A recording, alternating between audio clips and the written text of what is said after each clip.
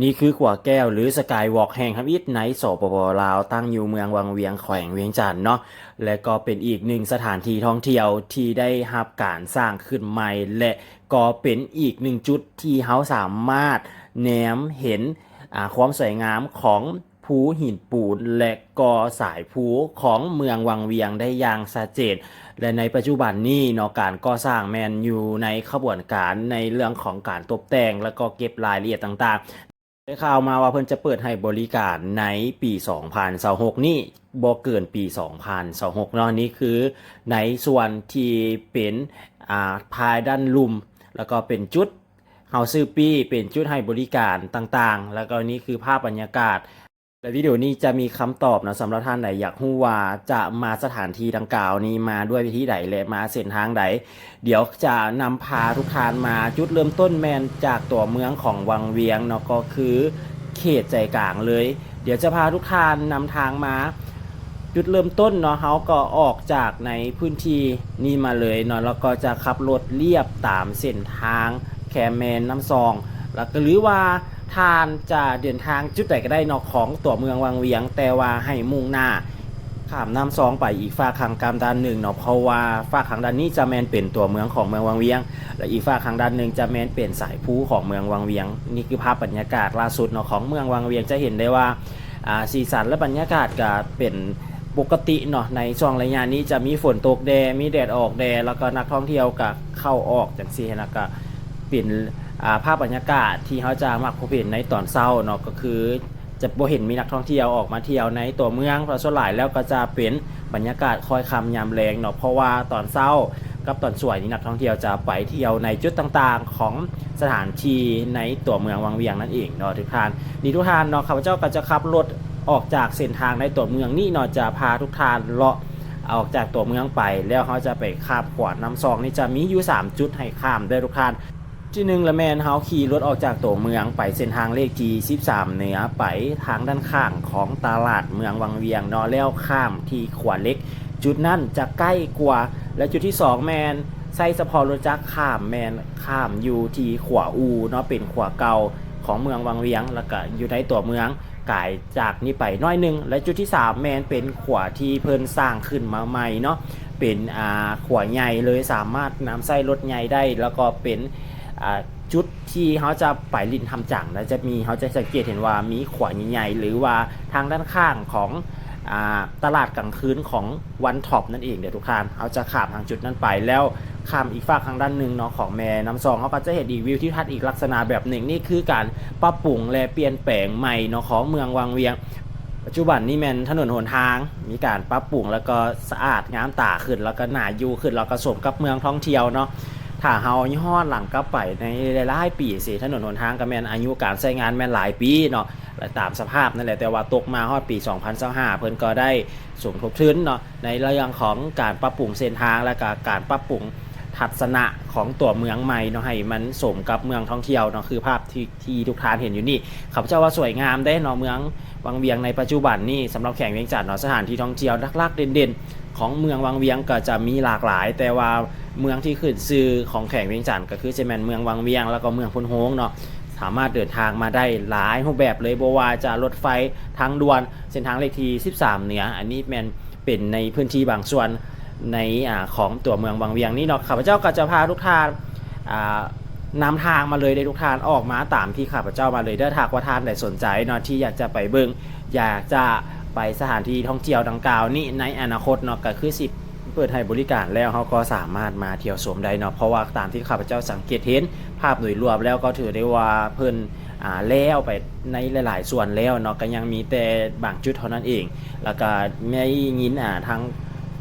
คนพื้นที่ทางเวียงว่าเพิ่นก็จะเปิดในไวๆนี่แหละเนาะก่อนเบิดปี2026นี้เนาะเขาก็อดใจรอท่าเนาะข้าพเจ้าก็อยากเห็นคือกันเนาะว่าขวาแก้วหรือว่าสกายวอล์กของลาวเฮานี่หั่นน่ะมันจะมีภาพบรรยากาศเป็นแนวใดหลังจากเขาขึ้นไปแล้วบรรยากาศภายในสถานที่นี่เป็นแนวใดเนาะนี่ทุกท่านก็เลี้ยวเข้ามาทางสุดเลยเนาะขี่มาสุดเลยแล้วก็มาตามเส้นทางนี่เส้นทางที่เขาจะไปทำจังนั่นเองเป็นอย่างข้าพเจ้าจึงเลือกข้ามเส้นทางนี้เนาะเพราะว่า1ให้ทุกท่านได้เห็นว่าการข้ามขวาจุดนี้เขาสามารถข้ามได้ทั้งรถใหญ่รถน้อยเนาะข้ามได้รถทุกประเภทนั่นเองอันทางฝากเรานี่แมนเป็น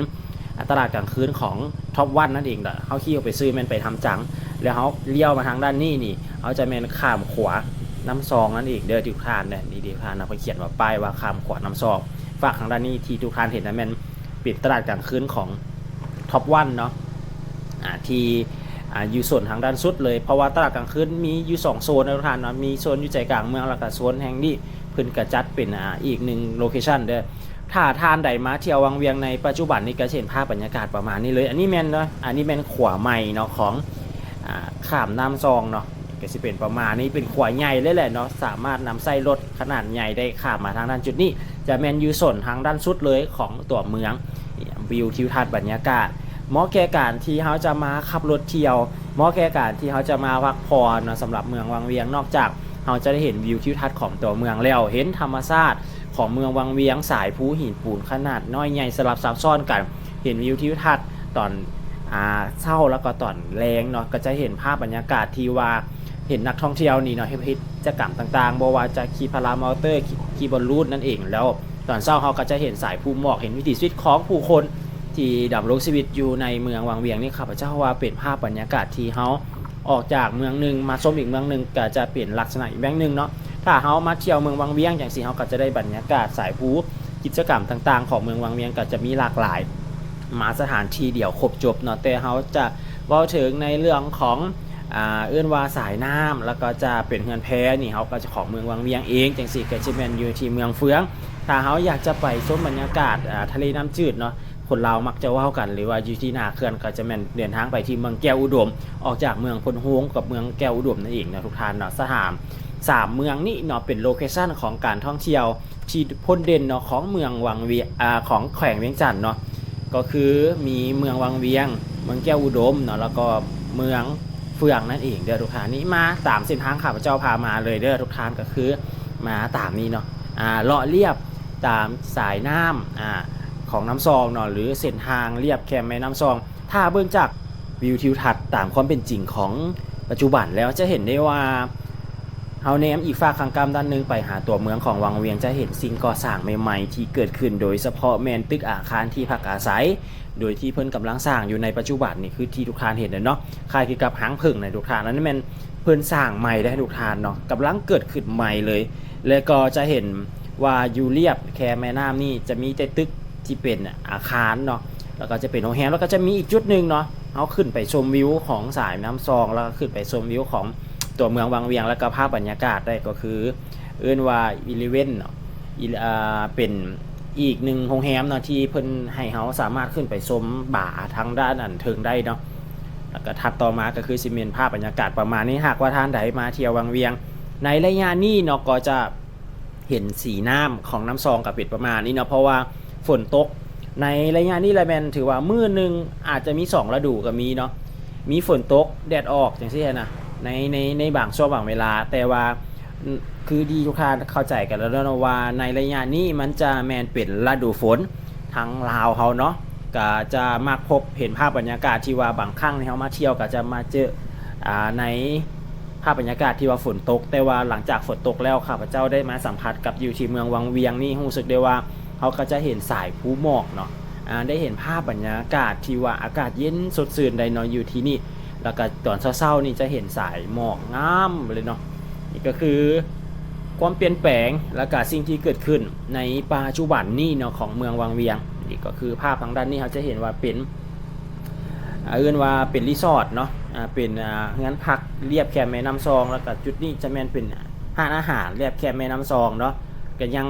ให้เราได้เห็นอยู่ในปัจจุบันนี้เนาะจากแต่ก่อนนี่เขาก็จะเห็นได้ว่าตามเรียบแคมแม่น้ำซองฝากทางด้านนี้เขาก็จะเห็นเป็นตู้ปิดอันนั้นไปต่อห้านอาหารบริการต่างๆปัจจุบันนี้บ่ว่าจะเป็นคาเฟ่หรือว่าสถานที่ท่องเที่ยวต่างๆนี่ก็แม่นเกิดขึ้นหลายเลยเนาะอยู่ในเมืองวังเวียงนี่พร้อมให้บริการสำหรับนักท่องเที่ยวนั่นเองนี่ทุกท่านเนาะขับรถมาตามข้าพเจ้านี่เลยเนาะอาจจะวิดีโอนี้อาจจะยาวแน่สำหรับบรรยากาศเส้นทางเนาะเพราะว่าอย่างเนาะข้าพเจ้าอยากให้ทุกท่านได้สัมผัสกับภาพบรรยากาศแล้วก็ได้เห็นเส้นทางได้เห็นจุดที่อาจจะเดินทางมาสำหรับสถานที่ท่องเที่ยวที่เอิ้นว่าเป็นขวาแก้วแห่งทำอิฐในเมืองวังเวียงแล้วก็เป็นจุดทำอิฐในลาวเฮานั่นเองเนาะแล้วก็คือเส้นทางที่จะมาทางเส้นทางใดแล้วก็จะฮอดจุดใดเลี้ยวนั่นเองเนาะก็คือ พาทุกท่านสัมผัสกับบรรยากาศประมาณนี้เลยนี่เอาก็จะเรียบตามแค่แม่น้ำซองมาเลยทุกท่านนะจนมาฮอดอีกจุดหนึ่งจะเป็นทางแยกอันนี้จะเป็นห้านอาหารเนาะแล้วก็จะเป็นคาเฟ่ที่ว่าดัง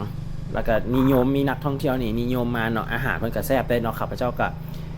เคยมาแล้วก็มานั่งชิมบรรยากาศเนาะอาหารก็ถือว่าโอเคเลยเนาะสำหรับห้านนี้นี่พันเนี่ยก็เรียบตามเส้นทางนี้มาเลยได้ทุกท่านมาเลยเนาะโจนมาฮอดจุด3แยกทั้งจะแยกเข้านั่นเองเพื่อก็จะมีป้ายใหญ่ๆแล้วก็จะเป็นรูปขวดแก้วเนาะนี่ทุกท่านเนาะมาแยกทางด้านหน้านี่เลี้ยวทางกำซ้ายมือเนาะเข้าไปก็จะไก่เติบอยู่ได้ทุกท่านเนาะเข้าจากนี้ไปก็คิดว่าประมาณสัก2 ลักนี่แหละเนาะนี่เราจะเห็นรูปเนาะขวดแก้วที่เพิ่นเป็นภาพจำลองเนาะขึ้นเอาไว้เนี่ยเข้ามาในเลยขี่เข้ามาทางด้านในเลยตามเส้นทางนี่เข้าไปเนาะเขาก็จะแล้วปัจจุบันนี้เนาะท่านใดที่อยากจะมีดินหรืออยากจะมาเฮ็ดธุรกิจเกี่ยวกับสถานที่ท่องเที่ยวบอหรือว่าจะเป็นคาเฟ่บอเนาะติดกันกับเส้นทางติดกันกับสถานที่ท่องเที่ยวขอแก้วเนาะเพราะว่าข้าพเจ้าเข้ามาแล้วมาเห็นเพิ่นติดป้ายประกาศเนาะขายดิน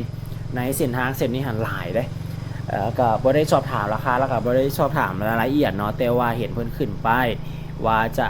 มีการขายดินเด้อลูกค้านี่เส้นทางที่เข้ามาก็จะเป็นเส้นทางอย่างประมาณนี้เลยก็ขับรถมาเรื่อยๆเด้อออกมาเรื่อยๆตามเส้นทางเส้นนี้เดียวนี่เฮาแนมจากจุดนี้ไปเฮาก็จะเห็นขวาเนาะขวาแก้วทางด้านหน้าเลยเพราะว่าถ้าอยากจะเห็นขวาแก้วชัดเจนล่ะแม่นมีห้านอาหารร้านนึงเนาะครับพระเจ้าบูจือซื้อเนาะอยู่ใกล้ๆกันกับตลาดเช้านะของเมืองวังเวียงนะมีห้านอาหารห้านนึงบูจือซื้อห้านเนาะแนมสามารถแนมเห็นวิวของขวดแก้วได้